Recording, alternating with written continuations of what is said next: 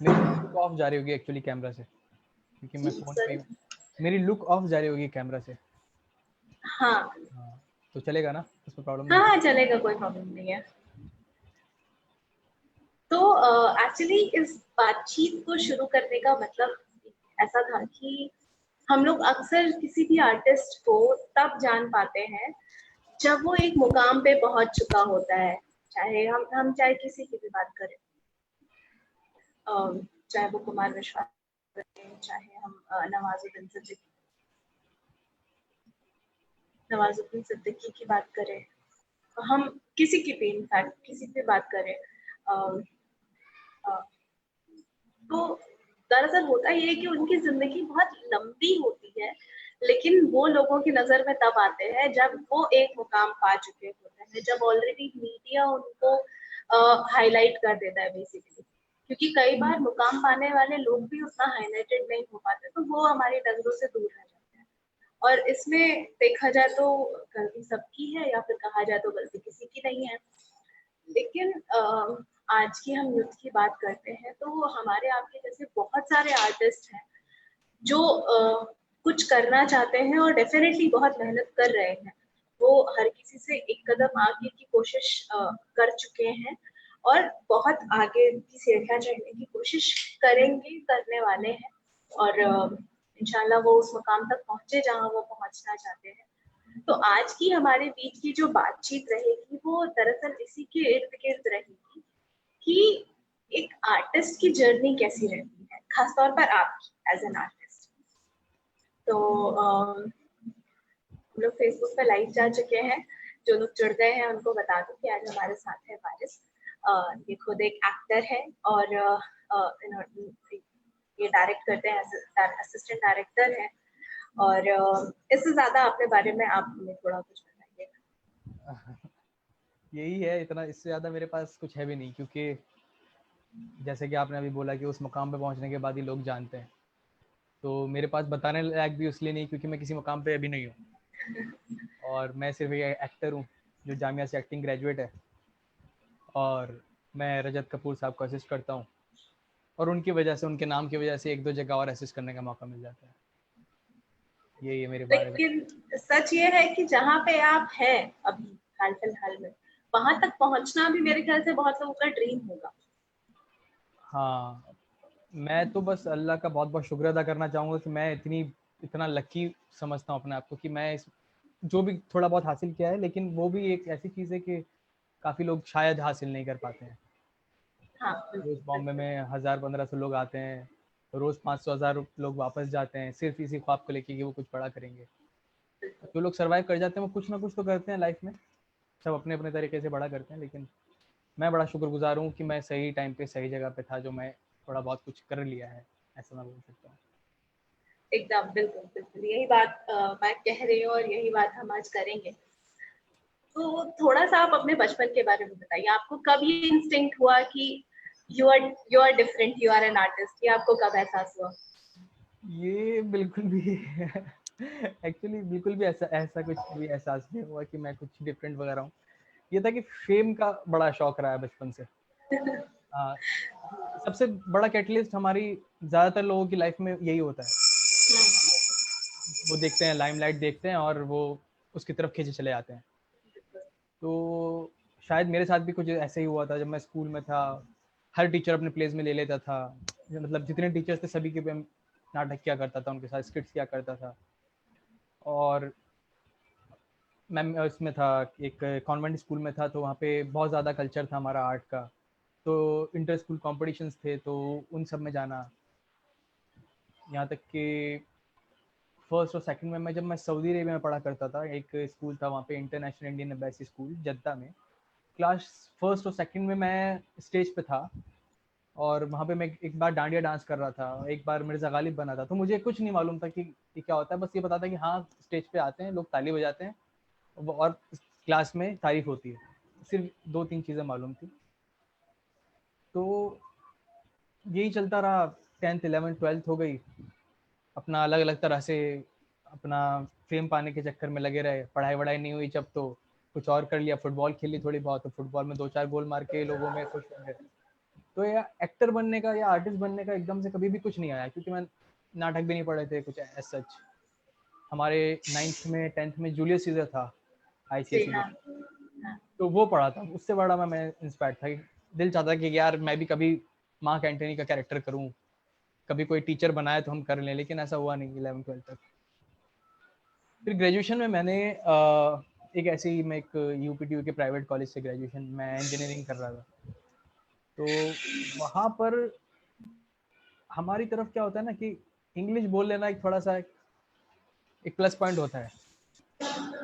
तो अपने बैच, मैं मैकेनिकल इंजीनियरिंग का स्टूडेंट था और मैं कॉन्वेंट स्कूल से था और UPTU का कॉलेज था। तो हुआ ये कि वहाँ पे ज़्यादातर लोग गांव के या फिर यूपी बोर्ड के आए, तो उनका जो लैंग्वेज का पकड़ थी वो ज़्यादा नहीं थी। तो इस चक्कर में मैं इसी चीज़ को बेनिफिट दूंगा, अपने आप को बिल्कुल नहीं दूंगा, कि सिर्फ इस चक्कर में मैं वहाँ पे 1-2 कंपटीशन जीत गया, जैसे मिस्टर फ्रेशर का कंपटीशन होता है कॉलेज में, तो वो हो गया। तो उसके बाद से मुझे थोड़ी पॉपुलैरिटी मिल गई कॉलेज के अंदर।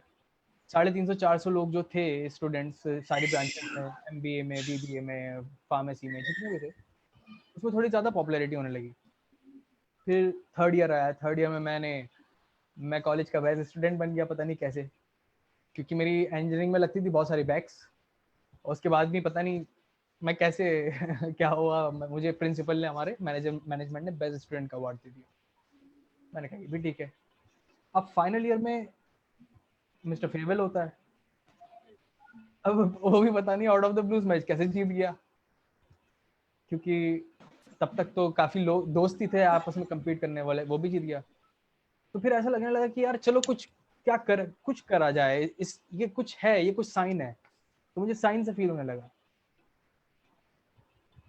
और फिर मेरी, जैसे कि आप अटक गई हैं। हाँ पता नहीं कुछ हो गया अभी ठीक है हाँ हाँ जी हाँ, तो मैं कहा था, हाँ, तो मेरा इंजीनियरिंग जैसे कंप्लीट हुई, मेरी जॉब लगने वाली थी, क्योंकि हम, मेरे अब्बू जान मैकेनिकल इंजीनियर हैं, वो HVAC इंजीनियर हैं, तो वो भी चाह रहे थे कि इसकी भी इंजीनियरिंग हो गई, इसको भी मैं heat ventilation and air conditioning का इंजीनियर बना के कुवैत भेज दूंगा, दुबई भेज दूंगा, सऊदी अरब भेज दूंगा। मैं भी मेंटली एक तरह से रेडी था। फिर मेरी जॉब भी दिल्ली में मेरे चाचू के किसी जान पहचान के यहाँ पे लग गई, वहाँ पे नेपोटिज्म हो गया और मेरी जॉब लग गई। वहाँ पे मेरी जॉब लग गई। लेकिन मैंने सर्च किया इंटरनेट पे कि कहीं एक्टिंग का फॉर्म निकला है क्या। मैंने NSD के बारे में पढ़ा। NSD में मेरा नहीं हो पाता, क्योंकि मैंने नाटक नहीं किए थे, उसके लिए कुछ 6 नाटक चाहिए होते हैं, और मुझे वो अंदर की वो भी नहीं पता थी, छल कपट की, कैसे 6 नाटक के सर्टिफिकेट बनाए जा सकते हैं, वो मुझे मालूम नहीं था। और उसके बाद मैंने FTI के बारे में पढ़ा। FTI में पैसा बहुत था, उसका फॉर्म ही शायद 2000 रुपये का था उस वक्त। और मैंने इतने पैसे में प्राइवेट कॉलेज से इंजीनियरिंग करने के बाद मैं दोबारा से ये नहीं बोल सकता था घर वालों से कि मैं 2 साल FTI में लगाऊंगा। फिर मैंने देखा, एक अचानक से लिंक पॉपअप हो जाती है कि Jamia has opened 1 year acting full time course, a post graduate diploma in acting. अब जामिया मिलिया का नाम सुन के हमारे एरियाज में ये होता है कि Jamia Millia is a big thing, Jamia and Aligarh in Muslim community in UP and Uttarakhand and in north India is a very big thing. Yes और AJK MCRC वहाँ का जो मास कम्युनिकेशन डिपार्टमेंट है वो बहुत पॉपुलर है। वो इसलिए क्योंकि वहाँ से शाहरुख खान पास आउट तो नहीं है, ड्रॉप्ड आउट है, लेकिन वहाँ के शाहरुख खान है, बरखा दत्त हैं, काफ़ी बड़े बड़े, कबीर खान है, हबीब फैसल साहब है, तो ये बड़े बड़े नाम हैं। तो जब मैंने वहाँ का टेस्ट दे दिया, घर वालों से परमिशन लेके, मेरे पर टेस्ट देना है, हाँ दे ले। अब उनको पता था आज तक इसका किसी चीज़ में आया नहीं है, तो यहाँ पे भी नहीं आएगा। अब वो सेकंड बैच था वो जामिया का, तो खुश नसीबी से मेरा एडमिशन हो गया, क्योंकि फॉर्म्स नहीं आए थे इतने सारे, बहुत कम फॉर्म्स थे, किसी को मालूम नहीं था, मेरा एडमिशन हो गया। अब फिर वहाँ से हम लोगों ने फुल टाइम दिन रात एक्टिंग करनी शुरू कर दी। ये था स्टार्टिंग, तो लगा फॉर्म कभी। भरने का इंस्टिंक्ट आपको ऐसे ही आ गया हाँ, जब ये सारी कॉलेज की ये पॉपुलैरिटी हुई, तो मुझे लगा कि शायद एक्टिंग में ट्राई कर लेता हूँ, NSD FTI नहीं होता है तो मैंने सुना था कि शाहरुख खान और ये मनोज बाजपेयी बैरी जोन गए थे, मैंने सोचा शायद ये भी देख लेते, लेकिन उसकी भी फीस बहुत थी। तो सब कुछ माइनस होता होता होता होता एक जामिया का 500 रुपये का फॉर्म था, मैंने बोला यही भर देते हैं, वो भर दिया, आ गया, बस खुश नसीबी की। फिर उसके बाद वहाँ पे हम लोगों ने 1 साल सुबह से लेकर शाम तक हम 16 लोग थे 20 लोगों के बैच में, क्योंकि ज़्यादातर फॉर्म्स नहीं आए थे और जो लोग आए थे उनकी परसेंटेज कम थी उस वक्त। जामिया में उस वक्त क्राइटेरिया था कि आपकी 60% मिनिमम होनी चाहिए ग्रेजुएशन में एक्टिंग करने के लिए। वो अफसोस उन्होंने अगले साल से वो क्राइटेरिया हटा दिया क्योंकि बहुत अच्छे अच्छे लोग आ नहीं पाए उस साल जो हम चाहते थे आ जाएं। तो हमारी सीट 16 भरी 20 में से, लेकिन फिर हम लोगों ने 16 लोगों ने सुबह 16 तो नहीं कहूँ, मैं अपने बारे में बोलूँगा कि सुबह से लेकर हम शाम तक, हम सुबह 7 बजे से रात 9 बजे तक हम कॉलेज में जाते थे, वहाँ पे काम करते थे, कॉलेज से पहले काम करते थे, कॉलेज के बाद काम करते थे। तो पूरे हमने 9-10 महीने का, जितना वो 1 साल का कोर्स चलता है 9-10 महीने, हमारा यही पूरा रूटीन रहा। और आपके घर वालों का क्या रिएक्शन रहा इस पे कि इंजीनियरिंग करके लड़का जॉब कर रहा था अच्छा खासा एंड देन नहीं, एक्टिंग में जॉब जा कर रहा नहीं रहा था, मेरी जॉब लगी थी। अच्छा ओके, मेरी आपने जॉब, स्टार्ट नहीं किया था? हाँ स्टार्ट नहीं करी थी। उन्होंने बोला ज्वाइनिंग अगले हफ्ते से कर लो। तो मैंने कहा ठीक है, और 1 हफ्ते के अंदर मेरा जामिया का टेस्ट होकर उसका रिजल्ट आ गया 15 ओके। दिन में। तो ये मेरे साथ अच्छी चीज़ हो गई कि मुझे कभी जॉब नहीं करनी पड़ेगी। मैं उम्मीद करता हूँ नहीं करनी पड़े, क्योंकि हालात बड़े खतरनाक हैं तो यही है। घर वालों का रिएक्शन ये था कि उन्होंने बोला चलो 1 साल का कोर्स है, ज़्यादा महंगा भी नहीं है, तो कर ले, उसके बाद तो तेरा शौक है पूरा हो जाएगा। ठीक है, बस ये। तो एक्टिंग के बारे में क्योंकि आपने कॉलेज स्कूल से ऑलमोस्ट लेके कॉलेज तक कुछ कहीं ना कहीं आप एक्टिंग और स्टेज से रिलेटेड रहे, तो एक एक किस्सा बहुत मशहूर है, मैंने कुमार विश्वास जी के किसी उसमें सुना था कि उन्होंने कहा था कि जिस स्कूल में वो पढ़े थे, जिसका वो स्कूल था, वो नाटक किया करते थे। वो भी बहुत बड़े आदमी थे, जमींदार थे, नाटक वाटक किया करते थे। और वो लेकिन इतना खुश जाते थे अपने मंच के किरदार में कि उसको जीने लगते थे बेशक। तो अपने आखिरी नाटक के बाद वो खुद, क्योंकि वो संत का नाटक कर रहे थे, उसके बाद वो संत ही हो गए, उसके बाद उन्होंने स्टेज छोड़ दिया। अच्छा। तो व्हाट डू यू थिंक कि एक्टिंग या फिर कोई भी फॉर्म ऑफ आर्ट वो है उस हद तक, इतना अंदर तक है या क्या what do you think about it? ये डिपेंड करता है कि आप क्या फॉर्म ऑफ एक्टिंग कर रहे हैं। आप मतलब स्टेनिस्लॉवस्की का सिस्टम अपना रहे हैं या फिर ली स्ट्रासबर्ग का मेथड अपना रहे हैं। तो ये दोनों स्कूल ऑफ थॉट जो हैं इन पे डिपेंड करता है। एक्चुअली आपने डैनियल डे लुइस का नाम सुना होगा। वो जो करते थे वो यही करते थे कि 1 साल तक 1.5 साल तक वो कैरेक्टर में इन्वॉल्व होना चाह रहे हैं, कैरेक्टर की तरह जीना सीख रहे हैं, फिर वो एक्टिंग नहीं करते थे, वो कैरेक्टर बन जाते थे।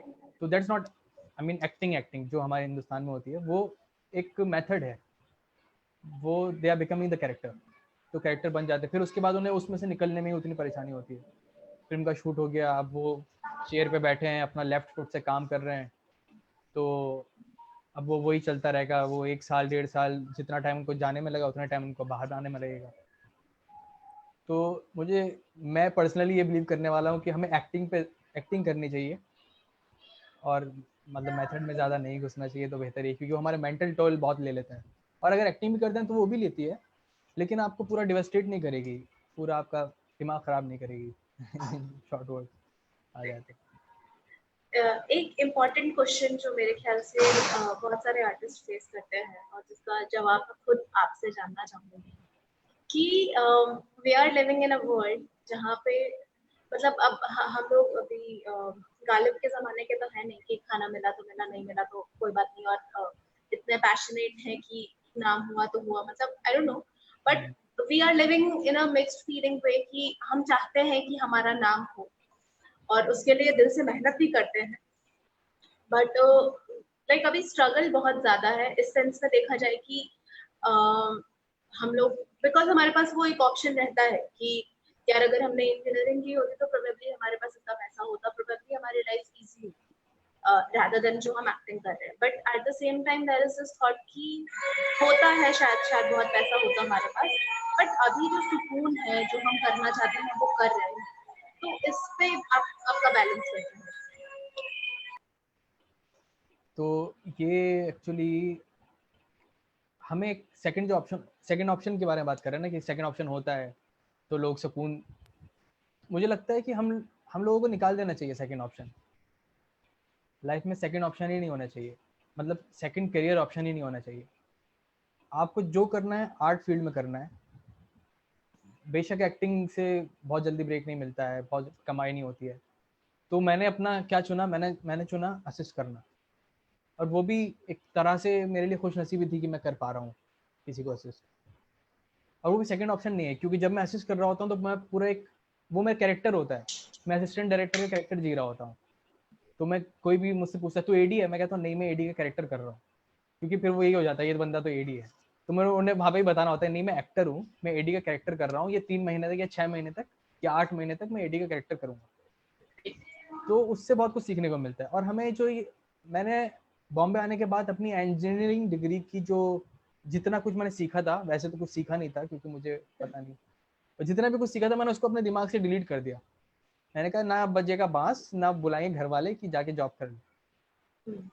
तो वो 1-1.5 साल बाद हमें खुद को ये हैबिचुअल करना पड़ता है कि हम शायद सड़क पे सो जाएंगे पर घर नहीं जाएंगे, करेंगे तो यहाँ करेंगे। और इसमें ईगो वाली बात भी नहीं कि नहीं यहीं रहना है, अगर नहीं हो पाता है कुछ तो कुछ और ट्राई कीजिए, मतलब 6 महीने का ब्रेक ले लीजिए, थोड़ा सा पैसे इकट्ठा करके वापस आ जाइए।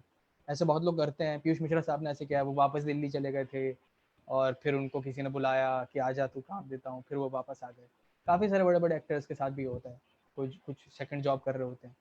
लेकिन हमें हमेशा दिमाग में प्रायोरिटी ये रखनी चाहिए कि शायद के करना तो यही है, नहीं तो नहीं करना।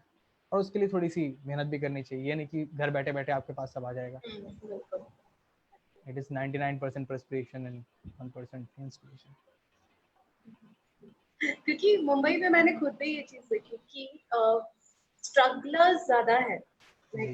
वो गिने चुने उंगलियों पे गिने जाने वाले वो लोग होंगे जो कहेंगे कि, मतलब जिनको हम कहेंगे कि दे हैव रीच्ड द मुकाम, बट वो स्ट्रगलर्स ज्यादा है, कहीं किसी एक स्टेप पे, कोई किसी एक दूसरे स्टेप पे। और उसमें एक जो बहुत बड़ी प्रॉब्लम आती है वो आती है डिप्रेशन की। कि जो आर्टिस्ट होता है, क्योंकि हम लोगों ने सोचा कुछ होता है और उस तरीके से वर्कआउट नहीं करती हैं चीजें, तो उसको how should we deal with that?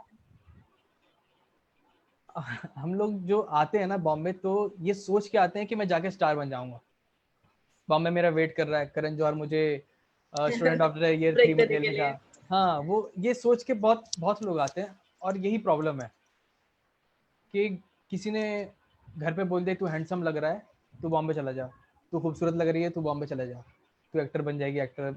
तो हम लोगों को हाई पे जो पहुंचाने वाले लोग होते हैं ना, वो अपने लोग होते हैं।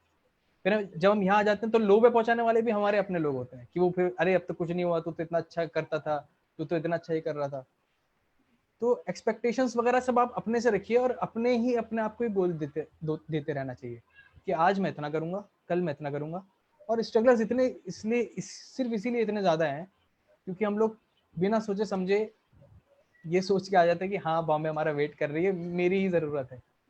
अब उसके पीछे की सच्चाई तो यहाँ आके पता चलती है, जब कोई, जैसे मैंने बोला, रोज 1000-1500 लोग आते हैं, रोज 1500-500-1000 लोग वापस जाते हैं। ये तो है। हाँ, और क्या पूरा क्वेश्चन था, कुछ मैं मिस तो नहीं किया ना? मतलब how should they deal with this depression thing? हाँ, मैं डिप्रेशन मेरे साथ ऐसा कभी कुछ रहा नहीं है अल्हम्दुलिल्लाह, क्योंकि मैं बड़ा रिलीजियस टाइप का बंदा हूँ भले इस फील्ड में, लेकिन मैं बिलीव करता हूँ कि जो होता है अच्छा ही हो रहा है। और एक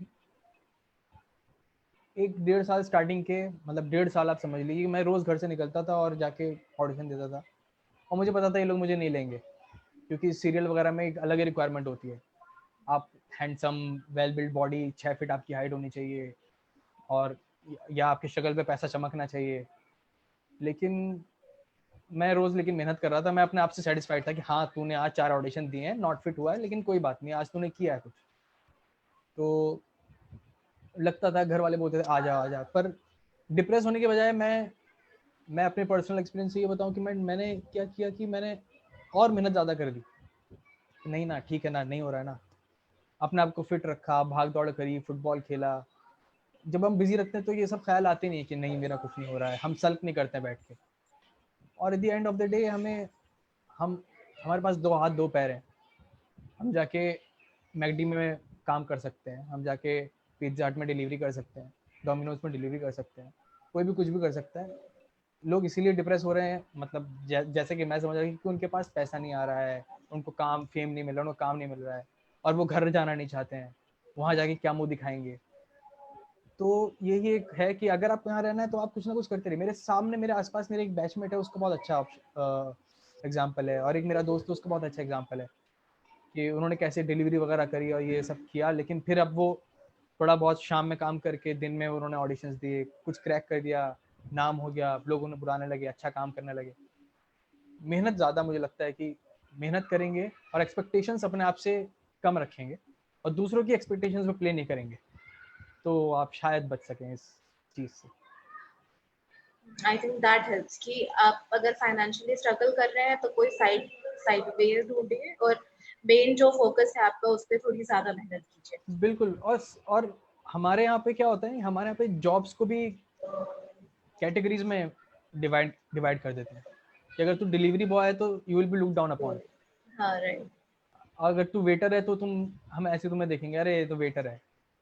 अमेरिका में ऐसा नहीं होता है, वहाँ पे जो दुनिया की सबसे बड़ी इंडस्ट्री है, सबसे पैसे वाली ज़्यादा इंडस्ट्री है, हॉलीवुड में लोग स्ट्रगल कर रहे होते हैं तो वो दिन में वेटिंग भी कर रहे होते हैं टेबल्स पर, उनको पर आवर पैसा भी मिलता है। लेकिन यहाँ पे कोई कल्चर नहीं है। अभी मेरे पास लॉकडाउन में कुछ नहीं करने को, मेरा अकाउंट बैलेंस खाली हो रहा है, मैंने दोस्त को बोला यार मैं सोच रहा हूँ कि यार डिलीवरी बॉय बन जाता हूँ। तू डिलीवरी करेगा, पागल हो गया है क्या, घर वालों से पैसे ले ले। मैंने कहा ऐसा ये सब शुरू हो जाता है यहाँ पे। हाँ बिल्कुल, मैं समझ सकती हूँ। तो इसी के साथ एक सवाल और कि जब हम बात करते हैं कुछ अच्छा करने की एज एन आर्टिस्ट, कुछ बड़ा करने की, चाहे वो पोएट्री हो, चाहे वो फिल्म हो, चाहे वो डायरेक्शन हो, चाहे वो सिंगिंग हो, आई मीन कुछ भी हो, if we talk about art, तो पहला जो हमारे दिमाग में इमेज आता है वो आता है मुंबई का। तो इज इट इम्पोर्टेंट कि वो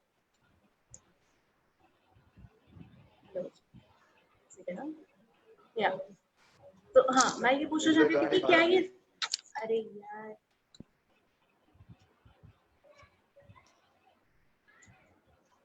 can you please mute yourself आलोक।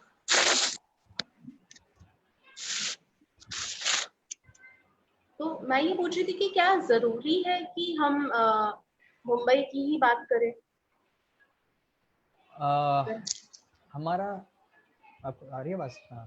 हाँ हमारा हाँ जो आर्ट एंड क्राफ्ट कल्चर है वो वैसे ऑल ओवर इंडिया है, लेकिन इतना हाइप हो गया है ना मुंबई कि लोगों को पहला ध्यान ही मुंबई का आता है। लेकिन यहाँ से अच्छी आर्ट बहुत सारी जगह हो रही है, साउथ में यहाँ से अच्छी आर्ट हो रही है। अब आज के टाइम की मलयाली फिल्म्स देखिए, क्या जबरदस्त फिल्म बनाते हैं वो लोग। मन तो करता है कि हमें काश हमें मलयालम आती तो हम वहाँ पे जाके काम करते। मैं वाकई अगर मुझे आती मलयालम तो मैं बॉम्बे छोड़ के चला जाता हूँ, मैं साउथ की केरला की इंडस्ट्री में जाके स्ट्रगल करना पसंद करता हूँ, क्योंकि वहाँ पे वो है, मतलब वो आर्ट है। ये आर्ट मैं नहीं बोलना चाहता हूँ यहाँ, क्योंकि मैं यहाँ ये काम कमर्शियलाइज्ड आर्ट है कर, बेसिकली। हाँ, कमर्शियल आर्ट के नाम पे तो बहुत कुछ है, लेकिन बहुत कम लोग हैं जो आर्ट कर रहे हैं, एक फिलॉसफी लेके चला रहे हैं। लोग एंटरटेनमेंट ज्यादा करा रहे हैं। अब एंटरटेनमेंट तो चुटकुला सुना के भी करा सकते हैं, जरूरी थोड़ी है कि इतना पैसा, लेकिन पब्लिक को देखना ही है, क्योंकि हमारी जो 500-300 करोड़ रुपए कमाने वाली फिल्म भी होती है, वो पूरी इंडिया की पॉपुलेशन की 2 से 3% ही देखती है, तब जाके वो इतना पैसा कमा लेती है। तो बॉम्बे के बारे में नहीं सोचना चाहिए। हम अगर अपने अपने एरियाज में, क्योंकि और इन्फॉर्मेशन की भी बहुत ज़्यादा कमी है, क्योंकि मुझे नहीं पता था कि मेरे ज़िला बिजनौर में कोई थिएटर होता है। मुझे वहाँ पे रहते हुए पता ही नहीं थी ये बात, और फिर मुझे ये मालूम पड़ा दिल्ली जाने के बाद कि हाँ, तुम्हारे बिजनौर में एक इप्टा है, तुम उससे भी जुड़ सकते थे। जब मैंने इप्टा जामिया के साथ काम करना शुरू किया, तो तुम वहाँ पे भी जुड़ सकते थे। धामपुर में भी कुछ लोग थिएटर करते हैं, एक हमारे नगीना के पास एक जगह, तो वहाँ पे भी, तो तुम वहाँ पे भी कर सकते थे थिएटर। तो मुझे कुछ इन्फॉर्मेशन नहीं थी इस बारे में, और शायद मेरे टाइम पे हम लोगों का नेट का उस टाइम सोशल मीडिया एकदम से स्टार्ट हुआ था, ग्रेजुएशन खत्म होते के साथ ही फेसबुक एकदम बूम मार रहा था। शायद ग्रेजुएशन में फेसबुक बहुत ज़्यादा बूम मारा था मेरे 2009 में मैंने अकाउंट बनाया था शायद, 12th करने के बाद। तो हम लोग इतने टेक सेवी भी नहीं थे। तो मुझे लगता है Bombay is not the only option. Bhopal में बहुत अच्छे थिएटर होता है, बहुत अच्छी आर्ट होती है। दिल्ली तो है ही हब, मुझे लगता है दिल्ली से बड़ा हब नहीं है बॉम्बे आर्ट को लेके अगर देखा जाए तो, क्योंकि वहाँ पे संगीत नाटक अकेडमी है, वहाँ पे एनसीईआरटी है, वहाँ पे एनएसडी है, वहाँ पे एसआरटी है, वहाँ पे जामिया है, वहाँ पे और बहुत सारे इंस्टीट्यूशंस हैं और लोगों को, और वहाँ पे ड्यू के कॉम्पिटिशन्स होते हैं वहाँ बहुत पे। सारी चीजें, हाँ। वो सबसे ज़्यादा अच्छी चीज़ ऑल ओवर इंडिया मुझे ड्यू की ये लगती है कि वो फुल हैंड उन्होंने एक ड्रामा सोसाइटी बना रखी है, आर्ट सोसाइटी बना रखी है, तो उसमें बैतबाजी, डिबेट्स वगैरह सब उनमें वो करते हैं और लोगों को पूरा जो वो नरिश करते हैं। मुझे बहुत अच्छा लगता है ड्यू का ये कल्चर। और फिर उसके बाद भी क्या होता है कि जो वहाँ पे इंसान कुछ कर लेता है ना दिल्ली में, तो उसे लगता है नहीं अब मैं बॉम्बे जाऊँगा, क्योंकि सबको फिल्मों में काम करना है, किसी को लिखना भी है तो फिल्मों के लिए लिखना है। पोएम भी कोई पोएम लिखता है तो वो भी सोचता ये है कि सोचता है कि मैं फिल्म में फिल्मों आ के लिए जाए। गाने लिखूंगा। हाँ। ये है प्रॉब्लम, ये है कि मेरा भी, मैं अभी बात कर रहा हूँ लेकिन बोलने में ये सब सही लगता है, लेकिन सबको एक फाइनेंशियल स्टेबिलिटी भी चाहिए होती है आर्ट के साथ साथ। तो यही है, सब लोग सोचते तो यही और है ना। बात फिर घूम फिर के जहाँ से आपने शुरुआत की थी, फेम, बात फिर घूम फिर के फेम पे आ हाँ, जाती है, फिल्म पे आ ही क्योंकि जाती मेरे ख्याल से फिल्मों से वो फेम पाना बहुत आसान होता है, उसके बाद भले आप चाहे सोलो कीजिए या कुछ भी कीजिए, लेकिन वो इनिशियल जो मार्केट वैल्यू क्रिएट होती है आपकी खुद की, वो मेरे ख्याल से फिल्मों से ही होती है बहुत ज्यादा। फिल्म में सबसे ज्यादा रीच है और हर इंसान, हर बच्चा फिल्म देख रहा है। वैसेपुर जैसी नॉन कमर्शियल फिल्म एकदम से कमर्शियल होकर हिट हो जाती है, और मतलब कौन, अनुराग कश्यप की ये डेवडी थोड़ी देखी थी पब्लिक ने, हम लोगों ने देख ली थी, थोड़े कुछ लोगों ने गिने चुने, लेकिन वसेपुर में उन्होंने 2-4 गालियां दी, लोग उससे कनेक्ट हो गए, अरे हाँ ये तो ऐसा हो सकता है, सब फैजल खान बन गए अपने अपने घरों में। तो ये है कि अब मैं भी ऐसा करूंगा। एक्चुअली लोग वसेपुर देख के भी आए हैं, भाई इस पे वसेपुर पे आया तो लोग बॉम्बे आए हैं वसेपुर देख के, अरे नवाजुद्दीन सिद्दीकी फैजल खान बन के एक्टिंग कर रहा है, मैं भी जाके कर सकता हूँ। तो ये भी बहुत होता है कि लोग इंस्पायर हो के बॉम्बे भागते हैं। एक बात आपने थोड़ी देर पहले ही कही थी कि आप गए तो वहाँ पे आपका होना बहुत मुश्किल हो रहा था, और ये चीज आपको पता भी थी, क्योंकि हमारे लोग को एक क्राइटेरिया, एक डायमेंशन बना दिए जाते हैं, उसके आगे जो इंडस्ट्री है वो शायद देना ही नहीं चाहती। तो ये तो हाउ डिड, समझ में नहीं आया मुझे, बहुत शोर सा हो रहा है। हाँ सॉरी, मम्मी आरती कर रही है यहाँ पे। तो मैं ये कह, अभी आवाज आ रही है?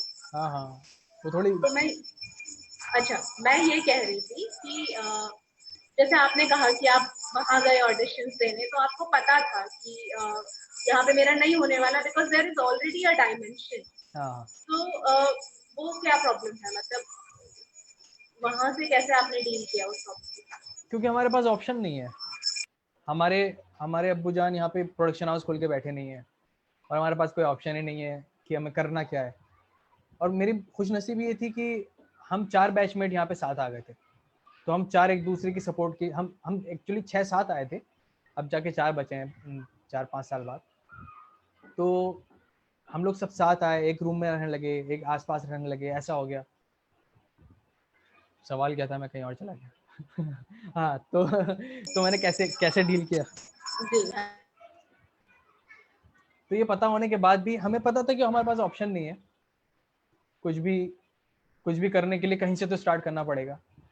जब मैं बॉम्बे आया तो लोगों ने बताया कि एक पृथ्वी थिएटर है, वहाँ जाओ, वहाँ पे सब एक्टर आते हैं। तो हमने कहा ठीक है, सब थिएटर करते हैं। पृथ्वी थिएटर पे जाके 2-4 दिन खड़े हुए, तो देखा वहाँ पे हमारी तरह और भी बहुत सारे लोग हैं, और कुछ लोग तो वहाँ पे 10 साल से भी ऐसे ही खड़े हैं, कुछ लोग वहाँ पे 14 साल से भी ऐसे खड़े हैं। मैंने अपने बाकायदा अपनी नज़रों से देखा, एक बंदा खड़ा हुआ, उसने मेरे साथ कुछ दिनों बाद रूम भी शेयर किया था, वो 14 साल से पृथ्वी थिएटर पे सिर्फ खड़ा था, वो सबको जानता था बस। अरे मैक्स सर, इनको भी जानता हूँ मैं, मानव सर को भी जानता हूँ, इनको भी जानता हूँ, वो सबको जानता था बस। लेकिन वो कुछ कर नहीं रहा था, वो सिर्फ वहाँ पृथ्वी पे खड़ा था सुबह शाम पे। तो हम लोगों के पास कुछ ऑप्शन नहीं था, तो यही हमने किया, मैं, मेरा दोस्त और 2-3 लोग। एक ने रास्ता चुना थिएटर वाला, वो थिएटर के लोगों के साथ जुड़ने लगा, बैक स्टेज करने लगा, कुछ करने लगा। एक ने हम 2-3 लोगों ने रास्ता चुना कि हम लोग सिर्फ ऑडिशन देंगे। तो हम 3 लोग सुबह निकल जाते थे, जिसमें से एक कभी जाता नहीं था, तो हम लोग मुसलसल, हम लोग 2 लोग जाते रहे, कि कहीं भी गए, ऑडिशन दिया, लोगों से जान पहचान हुई, उसने बताया उधर जा, उसने बताया उधर जा। ऐसा करते करते 1.5-2 साल बाद कोई, हमारे एक सुमन सर थे दिल्ली के, उनके कोई दोस्त थे यहाँ पे, तो उन्होंने बोला कि उनसे मिलो जाके, तो उनसे मिले, तो उन्होंने बताया वहाँ ऑडिशन दो, यहाँ ऑडिशन दो। एक आध सीरियल में छोटा सा एक कोई कैरेक्टर, एक दिन का रोल निकल आया, किसी ने बोल दिया कि हाँ तुम कर लो, क्योंकि उस कास्टिंग वाला वो जान गया था कि ये तो तुम हर हफ्ते आ जाते हो, तो इसलिए उसने बोला हाँ चलो कर लो। अब वो कैरेक्टर सामने आ गया, घर वाले देख के खुश हो गए, तो पूरे अपने एरिया में वाह वाह होगी, हाँ अब अच्छा किया अच्छा किया, तो उससे कॉन्फिडेंस बूस्ट हो गया। तो फिर हमने और मेहनत करनी शुरू कर दी। ये रास्ते बनते चले गए, मेहनत करने से ही बने। नहीं करते, घर पे बैठे रहते, हार मान जाते, तो शायद नहीं होता कुछ भी। तो अब लगता है कि जो भी कुछ किया, भले वो वेस्ट था as a professional point of view, लेकिन एक personal and development point of view वो बहुत ज़्यादा बेहतर था, बहुत ज़्यादा काम आज भी आ रहा है। और हमारी, मेरी और मेरे दोस्तों की सबकी कोशिश हमारी ये रहती है कि जो भी आ रहा है वो उस प्रोसेस से ना गुजरे, जो जी हम उसको पहले ही आगाह कर देंगे, भाई देखो ऐसा ऐसा होगा, ये वाला बंदा तुमसे कार्ड मंगाने का 35,000 रुपये मांग लेगा, बोलेगा सिंटा का बनाऊंगा, बना के कुछ नहीं देगा, पैसे लेके भाग जाएगा। क्योंकि मैं खुद लुटा हूँ यहाँ पे।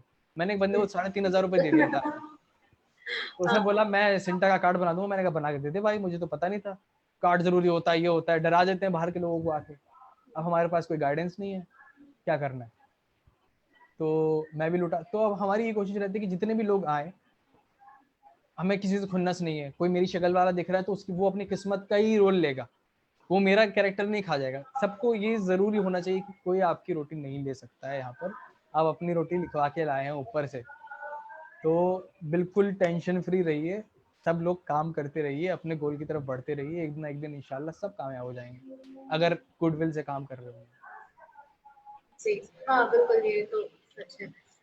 लेकिन इस इंडस्ट्री में जब आप आए, आपने लोगों को देखा, आपने चीजें देखी यहाँ पे, तो डिड यू फील कि अ, एक वो कहते हैं ना कि ऑलरेडी एक स्पेशल प्लेस लोगों ने बना रखी है और वहां पे अपने को घुसना है, तो वो डिफिकल्ट था क्या? घुसना, मतलब सब लोगों के कनेक्शंस तो थे, सब एक अपने अपने कनेक्शन लेके आते हैं। अगर एक नुक्कड़ पे भी खड़े होकर 4 चाय पीने वाले एक्टर्स हैं, तो वो भी, उन्होंने भी कनेक्शन बनाया है 4 साल में, 3 साल में। वो एक दूसरे को इसलिए जाने हैं क्योंकि उन्होंने एक दूसरे के साथ टाइम बिताया है। और अगर आप टाइम ही लेके नहीं आएंगे तो फिर मुश्किल हो जाएगा कि हम किसी से मिल पाए। या हम अगर 4 बैचमेट हैं तो 4 बैचमेट एक दूसरे के साथ ही रहें, कुछ ना करें, तो वो भी एक गलत चीज़ हो जाएगी। क्योंकि सब लोग एक अपना दायरा बना लेते हैं, जी एक दायरा बना लेते हैं कि ये मेरा एरिया है, यहाँ पे मेरे 6 लोग हैं, मैं इन 6 लोगों के साथ अभी काम करूंगा, और मुझे कुछ अच्छा लगेगा तो मैं बाहर से उसको अंदर लेके आ जाऊंगा। तो यही होता है, हम लोगों ने कोशिश करी कि दूसरों के दायरों में दाखिल हो सके, और ऐसी हल्के हल्के सब लोग किसी किसी अलग अलग अंदर एंटर हो गए। ज़्यादा मुश्किल का काम नहीं है, पर परसिस्टेंट रहना पड़ेगा, यही है कि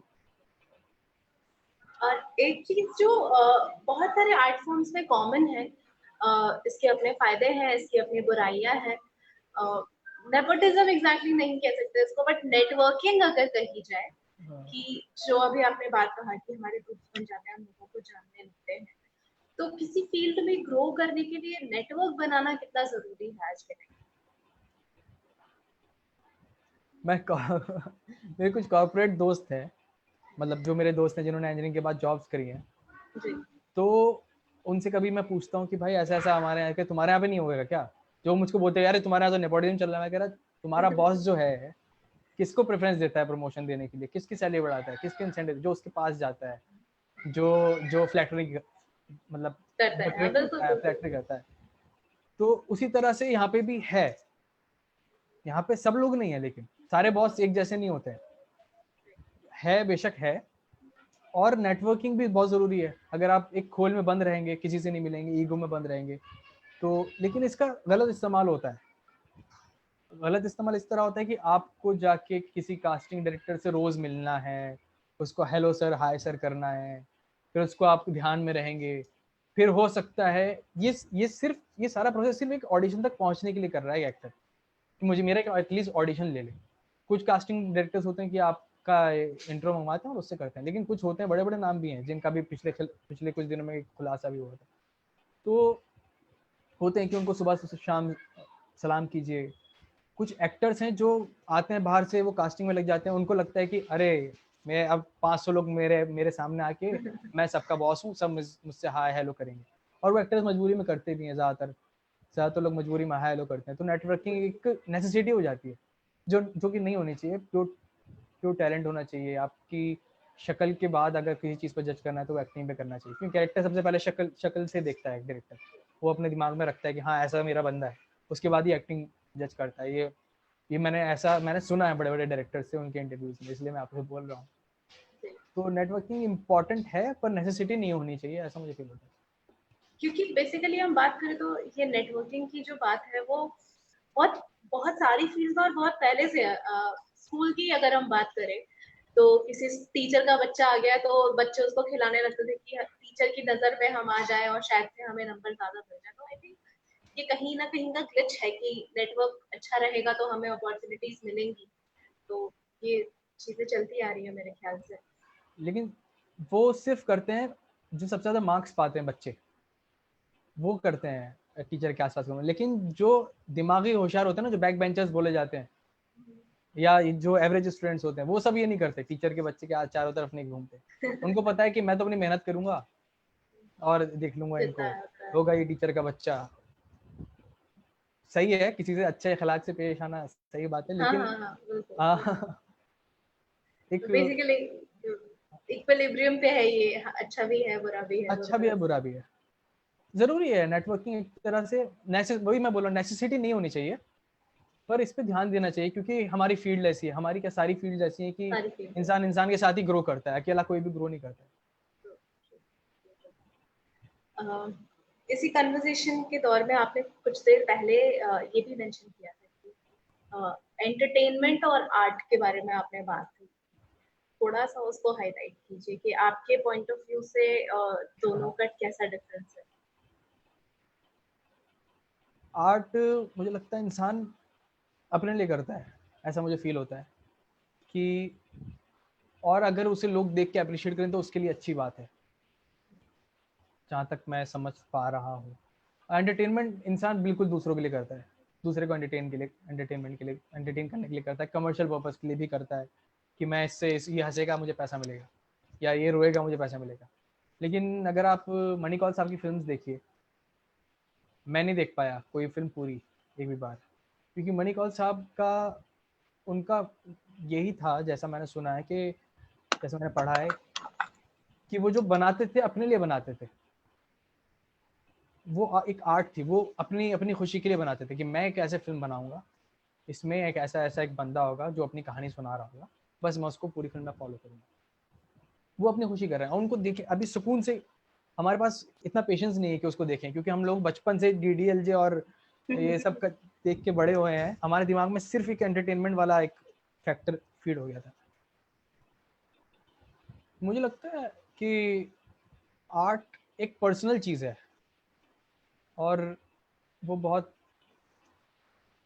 उसका वो नहीं है, मतलब किसी से हमें वैलिडेशन नहीं चाहिए होता है एक आर्ट के लिए, कि this is an art and I need your approval for it. No, this is an art for my self.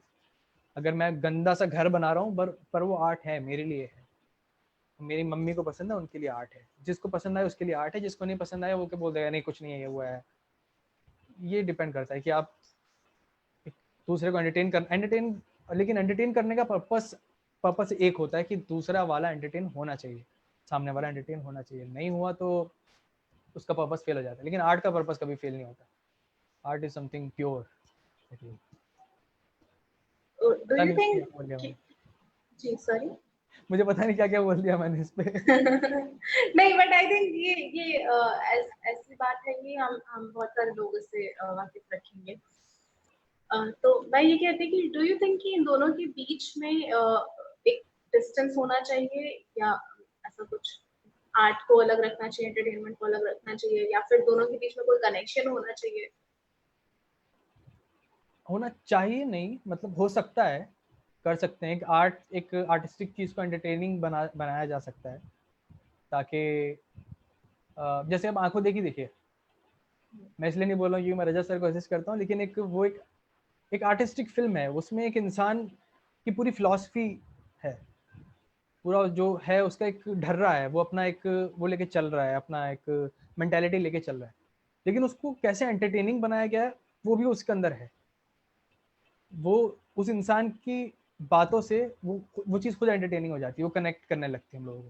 तो लगता है कि पॉसिबिलिटी है कि आर्ट को एंटरटेनिंग किया जा सकता है, लेकिन एक सिर्फ एक एंटरटेनिंग चीज़ों को आर्टिस्टिक बनाया जाए वो उसको डिग्रेड कर देना हो जाएगा। मैं किसी फिल्म का नाम नहीं लूंगा, नहीं लूंगा तो लेकिन उसको आर्टिस्टिक चीज नहीं बोला जा सकता। हैप्पी न्यू ईयर को आर्टिस्टिक चीज नहीं बोला जा सकता है। जी बिल्कुल। आई थिंक ये तो मतलब खुद ही किताब वाली बात है। हाँ, तो एक आर्टिस्ट के लिए पेशेंस कितना जरूरी है?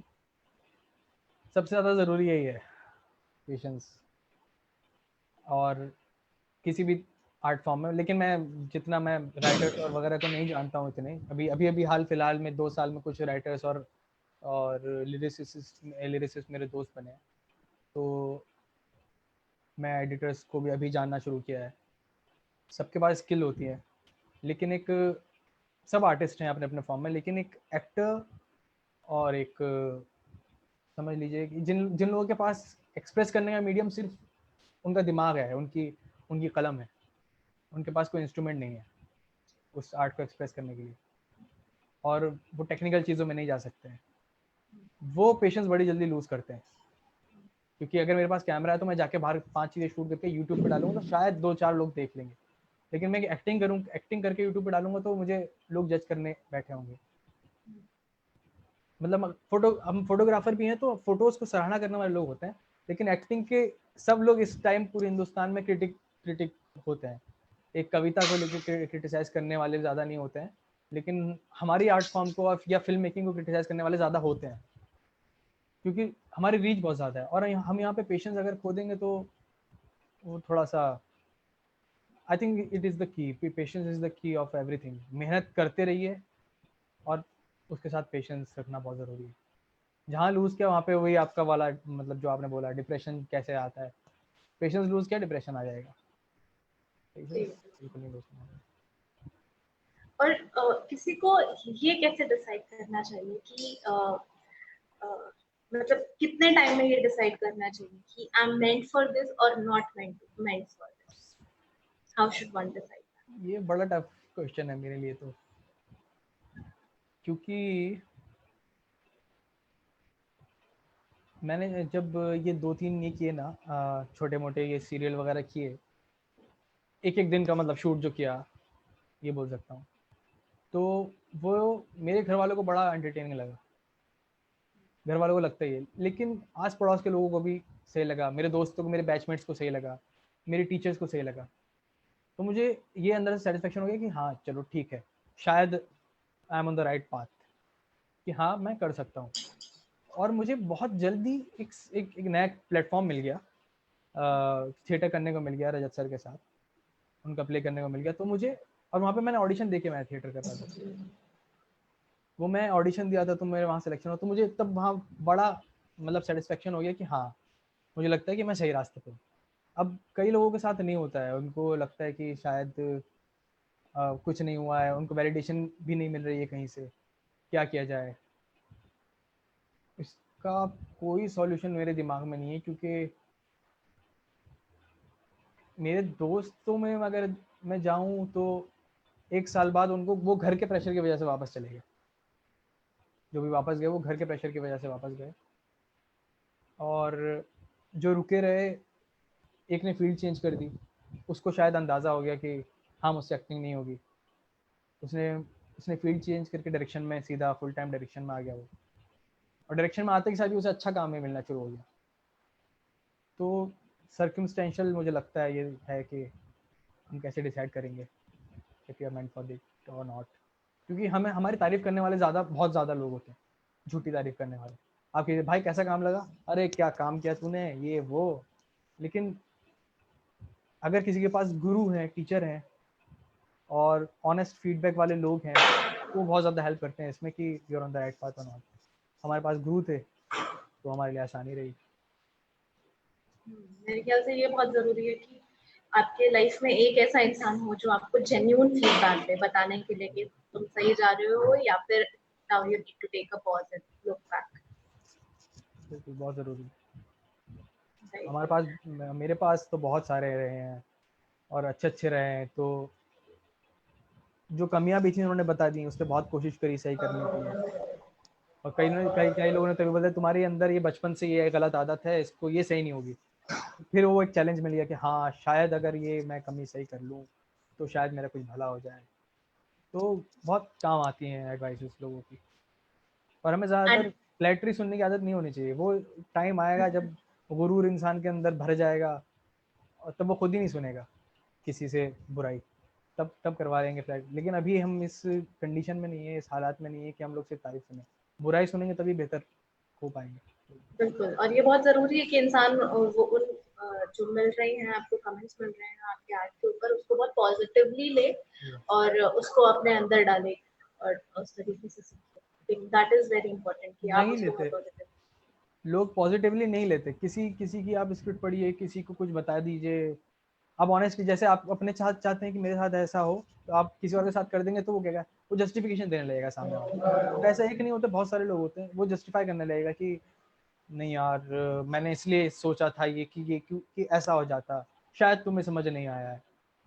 मेरा एक ये मैंने चीज़ सीखी है, बहुत ज़बरदस्त तरीके से सीखी है, रजत सर से सीखी है चीज़, कि मैं कुछ नहीं था जब मैंने उनको ज्वाइन किया था।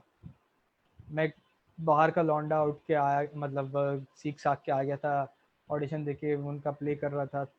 फिर उन्होंने जब फिल्म बनानी शुरू करी कड़क, तो मैंने परमिशन ली, सर मैं असिस्ट करना चाहता हूँ, सर ले लीजिए मुझको।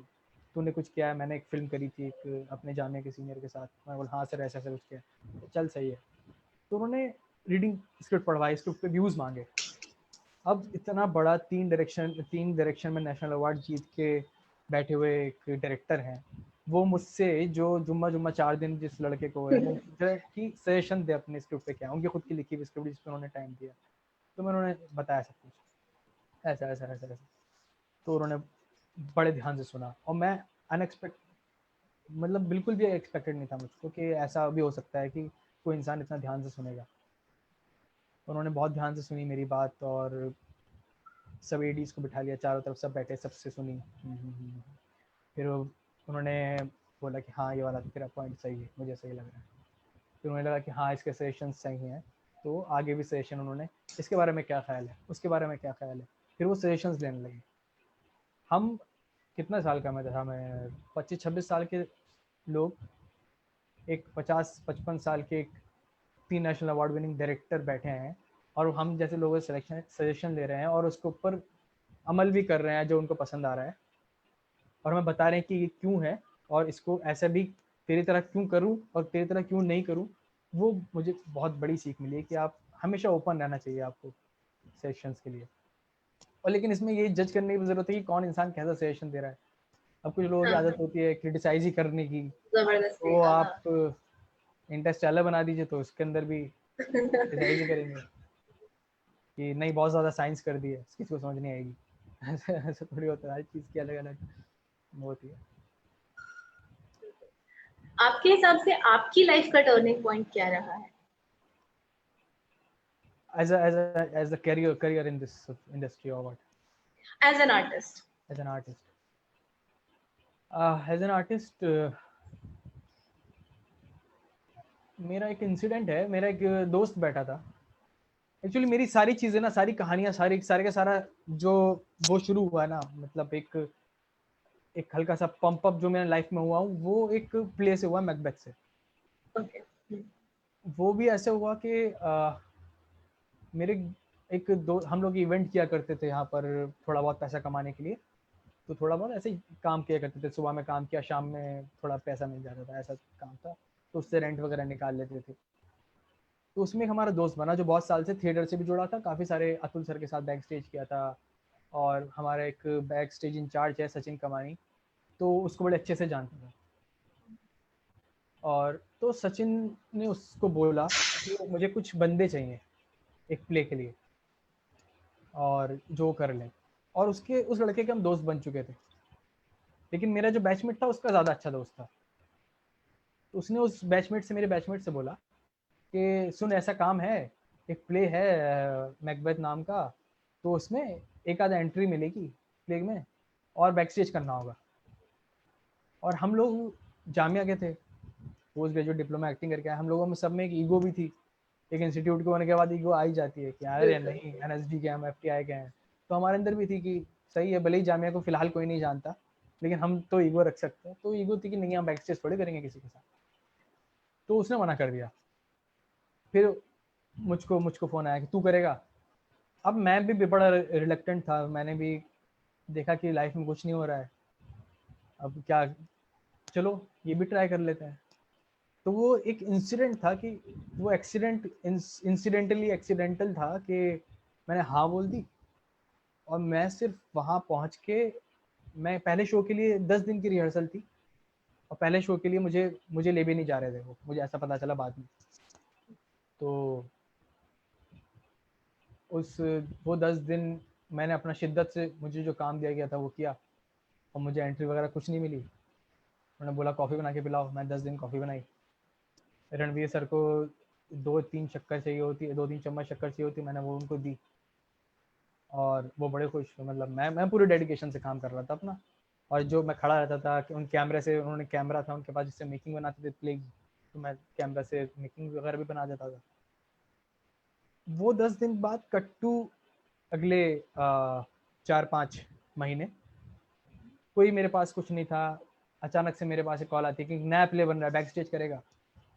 तब तक हम लोगों ने डिसाइड कर लिया था कि मैं हम लोग एक प्ले बनाएंगे, अपना ग्रुप खोलेंगे, हम जामिया के लड़के मिलकर अपना ग्रुप खोलेंगे। तो हमने अपना ग्रुप खोलना स्टार्ट कर दिया था 2016 की जनवरी में। मैं दिसंबर में घर था, जैन में मैं आया, हम लोगों ने अपना ग्रुप स्टार्ट कर दिया। मेरे पास कॉल आती है कि क्या तुम बैक स्टेज करोगे, एक और प्ले बना रहे हैं Rajat sir, as you like it. तो मैंने कहा यार मैं बैक स्टेज तो नहीं करूँगा, मैं जाके मना कर आता हूँ, क्योंकि मैं ऐसे फ़ोन पे मना नहीं करूँगा, मैं एक बार मिलना भी हो जाएगा सबसे, तो अच्छा लगेगा, ये नेटवर्किंग वाली बात, राइट। सबसे मिलना हो जाता है। तो मैं मिलने गया, मैंने बोला सर सॉरी, मतलब जो जिन्होंने मुझे कॉल करी थी उनसे बोला कि सॉरी मैं बैक स्टेज नहीं कर पाऊँगा। तो मैं सॉरी वॉरी करके वापस आने लगा, तो रजत सर बोले एक्टिंग करेगा क्या? मैंने कहा हाँ सर एक्टिंग करूँगा। तो अपना नंबर दे दे उसको, आदित्य को और सचिन को, और अगले हफ्ते ऑडिशन देने आ जाना। एक प्ले में कैरेक्टर था जो मैकबेथ, तूने क्या देखा होगा, उसमें एक कैरेक्टर था उसका, तू ऑडिशन दे। अब मेरी ज़मीन खिसक गई पैर के नीचे से कि मैं ये क्या अचानक से, मतलब फरिश्तों ने मेरे ऊपर बौछार कर दी है किसी चीज़ की। सामने इतना बड़ा आदमी बैठ के मुझसे बोल रहा है एक्टिंग करेगा क्या। वो मेरे लिए एक टर्निंग पॉइंट था। मेरा वहाँ से सब कुछ पलट गया, और मैं पीजीज में रहने वाला, मैं रूम में आके अपने एक रूम लेके रहने लगा। और मेरा पहला टूर अमेरिका का टूर था। और मतलब बदल गया सब कुछ, मतलब बहुत कुछ चेंज हो गया। अल्लाह का शुक्र है। यही बिल्कुल। है। आई थिंक बहुत जरूरी है कि हम अपॉर्चुनिटीज को ध्यान दें, उनको जितना हो सके लें। और हमेशा से जो लोग कहते आए हैं कि कोई काम छोटा काम नहीं होता, तो I think that was your dedication that brought you here. ये तो है, मैंने बहुत काम उससे पहले फ्री में भी किया, क्योंकि मुझसे किसी ने बोला, क्योंकि हम लोग बिल्कुल जैसे मैंने बताया कि एक ही साल हमारे पास था एक्टिंग करने का, और आर्ट से उससे पहले कुछ लेना देना नहीं था। जो भी किताबें पढ़ी उस तभी पढ़नी शुरू करी, 13-14 से शुरू करी, बुक्स भी पढ़नी तभी शुरू करी, नाटक भी पढ़ने तभी शुरू किए। और कुछ भी फिल्म, मतलब नॉन एंटरटेनिंग सिनेमा के अलावा जो आर्ट सिनेमा होता है वो भी तभी देखना शुरू किया। ब्लैक एंड वाइट सिनेमा देखना शुरू किया।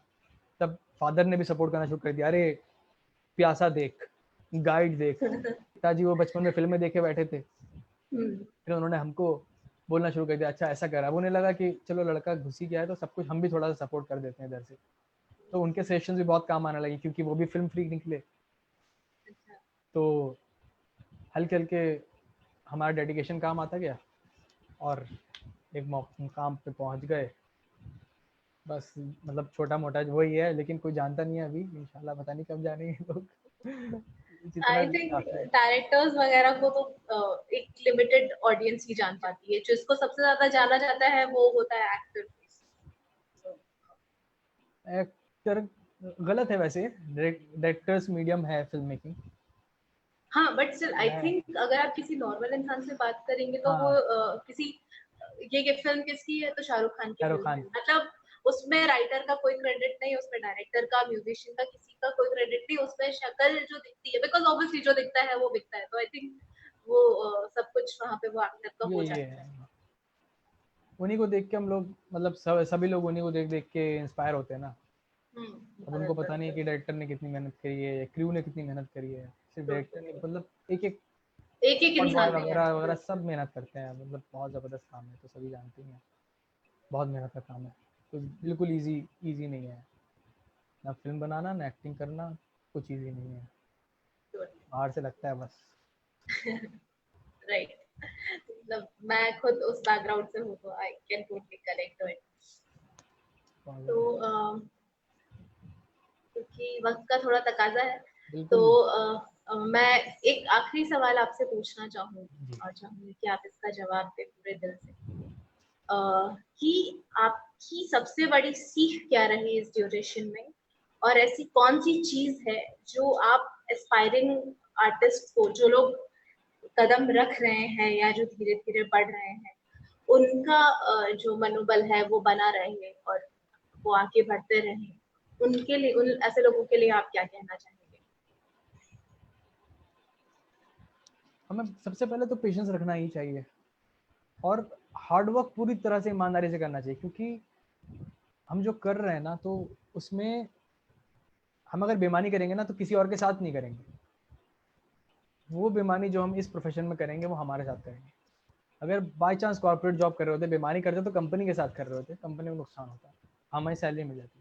लेकिन यहाँ पे अगर हम थोड़ी सी भी चीटिंग कर लेंगे ना इस प्रोफेशन में, तो वो हमारे साथ है। अगर हम पूरे दिन सो लेते हैं या पूरे रात पार्टी करते हैं, ये ऐसे कल्चर में हो जाते हैं कि हमें लगता है कि नहीं, बार में बैठना, ये करना वो करना ही से ही कनेक्शन बनते हैं। हमें उसके पीछे भागना ही नहीं चाहिए। सबसे पहले तो देखना चाहिए कि कहाँ पे क्या हो रहा है, किस तरह से हो रहा है, एनालाइज करके फिर कदम उठाने चाहिए, और just jump into the thing कि ओके मुझे ये करना है तो I will do it until I get rejected. अच्छा, एक रिजेक्शन ही तो है जो हमें मिलता है, उसके अलावा तो कुछ भी नहीं है, और rejection is the smallest thing that you can get. उससे बड़ी, उससे छोटी चीज कुछ कुछ नहीं है। रिजेक्ट हो जाएंगे, कोई बात नहीं, दोबारा ट्राई करेंगे, कुछ और ट्राई करेंगे। आज रिजेक्ट हुए, कल फिर ट्राई करेंगे, परसों रिजेक्ट हो जाएंगे, फिर तरसों ट्राई करेंगे, और उससे हमें सीखने को मिलता रहेगा। तो मेरे लिए तो सबसे बड़ी चीज़ रिजेक्शन से हुई है, कि मैं जहाँ जहाँ रिजेक्ट हुआ हूँ, मुझे अच्छा लगा कि अच्छा शायद मैं इस वजह से रिजेक्ट हो गया, शायद ये था यहाँ पे, तो मैं इसलिए कर हो गया। कुछ जगह पॉलिटिकल वजहों से भी होते हैं, कि मैंने उनकी मतलब बटरिंग नहीं करी है किसी फला फला की, वो सीनियर थे तो आपको ये कैरेक्टर नहीं मिलेगा, आप इस जगह पे बहुत नए हैं, आप पुराने नहीं हैं, तो आपको कैरेक्टर नहीं मिलेगा। ऐसा भी होता है, लेकिन वो एक निज़ाम बना हुआ है, हमें उस निज़ाम के अंदर घुस के फिर हमें कोशिश करनी पड़ेगी उसको सही करने की, अगर आप ही उसकी तरह नहीं हो जाते हैं तो। जैसे ब्यूरोक्रेसी में होता है, अब आईएएस ऑफिसर बनने के बाद ही इंसान अंदर जाके कोशिश करेगा कि मैं करप्शन खत्म कर दूं, अगर वो खुद करप्ट नहीं हो जाता है तो वैसे ही हमारे हमारे प्रोफेशन में कि पेशेंस रखते रहिए, जितना ज़्यादा मेहनत कर सके मेहनत करते रहिए। और जब बोलते हैं ना कि 99% परस्पिरेशन 1% इंस्पिरेशन, तो यहाँ पे एक्चुअली 100% परस्पिरेशन है, 99.9% समझ लीजिए परस्पिरेशन है, मेहनत है। लेकिन लक फैक्टर जो है ना, वो उस 0.1% के अंदर भी इतना ज़्यादा है कि वो हमारे परस्पिरेशन में भारी पड़ सकता है। क्योंकि हम ये सोच के बैठ जाएं कि मैं लक्की, मैं मेरे राहु केतु सब सही हैं, मैं मेरे साथ हो जाएगा, मेरी अम्मी ने बहुत मन्नतें मांगी थी, मेरे साथ हो जाएगा। नहीं, ऐसा हो जाएगा, सबकी दुआएं लगती हैं बेशक, लेकिन मेहनत अगर नहीं करेंगे ना, तो आपके पास जब वो चांस आएगा तो कहेंगे अरे मैं तो लकी हूँ, मेरे पास चांस आ गया, लेकिन मैंने मेहनत ही नहीं करी है। तो वहाँ पे आप, वहाँ से अगर किसी ऐसे मकाम से रिजेक्ट हो जाएंगे जहाँ से फिर उठना, वहाँ पर पहुँचना मुश्किल हो जाएगा, तो बेशक बहुत मुश्किल हो जाएगी। और ज़्यादातर लोगों को मैं ये बोलना चाहूँगा कि स्टार बनने के लिए तो मत आओ। बॉम्बे में स्टार बनने के लिए किसी को नहीं आना चाहिए। एक अच्छा राइटर, अच्छा एक्टर, अच्छा डायरेक्टर बनने के लिए आइए, हो सकता है अच्छा एडी बनने के लिए आइए आप, अगर असिस्ट करना चाहते हैं। क्योंकि हमारे यहाँ पे क्या होता है, बड़े हम लोग सोचते हैं आज एडी करूँगा कल डायरेक्शन कर लूँगा, लेकिन हॉलीवुड में नहीं होता। हॉलीवुड में फर्स्ट एडी होता है वो जिंदगी भर फर्स्ट एडी रहता है। वो 60 साल के 70 साल के फर्स्ट एडी होते हैं जो एक 35 साल के 40 साल के डायरेक्टर की फिल्मों में पूरा सेट रन कर रहे होते हैं। वो दिमाग होते हैं, असिस्टेंट डायरेक्टर दिमाग होते हैं, राइटर दिमाग होते हैं, प्रोडक्शन डिजाइनर एक फिल्म को लुक देने वाले दिमाग होते हैं। तो हम लोगों को उम्मीदें उतनी रखनी चाहिए जितनी पॉसिबल होती हैं, और ऊपर से हमारी मेहनत हमारे लक के साथ रास्ता ऊपर वाला बनाते रहते हैं। तभी if we are not true to ourselves then we are not true to anyone. ये तो सबको मेहनत is a must, and hopes अपने आप से रखिए, और एम्बिशंस बहुत बड़े मत रखिए, गोल्स रखिए। What I would suggest everyone. और मैं खुद को भी ये रोज़ बताता रहता हूँ जब भी मुझे लगता है कि अरे यार 4 महीने हो गए हैं लॉकडाउन को, काम वाम नहीं किया जाए, तो मैं खुद को भी ये बताता हूँ कि नहीं भाई, तू जो कर रहा था सही कर रहा था, खुलेगा, ये वक्त है, गुजर जाएगा, गुजर ही जाएगा इंशाल्लाह। जी बिल्कुल बिल्कुल, आपने एकदम सही कहा। Being an artist I can totally connect to all of it. तो वारिस, ये सारे सवाल मेरी तरफ से थे। आप अपनी ओर से कुछ कहना चाहते हैं तो प्लीज। मैंने तो सब अपनी तरफ से ही बोला है सवाल तो मैंने सुने हैं, बस सब अपनी तरफ से बोल दिया है। और अगर बस किसी भी मैं एक बार फेसबुक पे देख लेती हूँ, अगर किसी का कोई क्वेश्चन है फेसबुक पे तो देख रहे हैं कोई? डेफिनेटली 4 कमेंट्स हैं।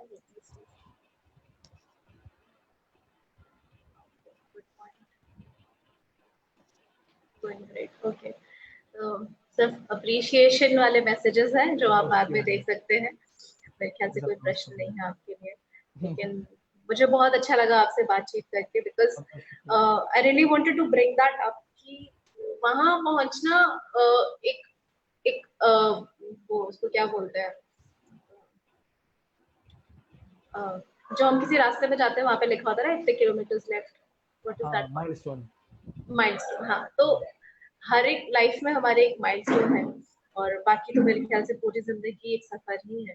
तो I think we need to learn a lot, we need to get ourselves। Satisfied with what we have. हमें सेटिस्फेक्शन जरूरी है, जो हमारे पास है हाँ उससे और हवस नहीं होनी चाहिए हमारे पास की। हाँ बिल्कुल, कैसे भी कर, आई थिंक हाँ वो बहुत ज्यादा जरूरी है कि हम अपने आप के साथ बहुत ट्रूथफुल रहें हाँ। और कॉन्स्टेंटली मेहनत करते रहें। तो आई थिंक इंशाल्लाह जरूर वो एक मुकाम जो हम सोच के रखे हैं मन में, वो जरूर पा जाएंगे।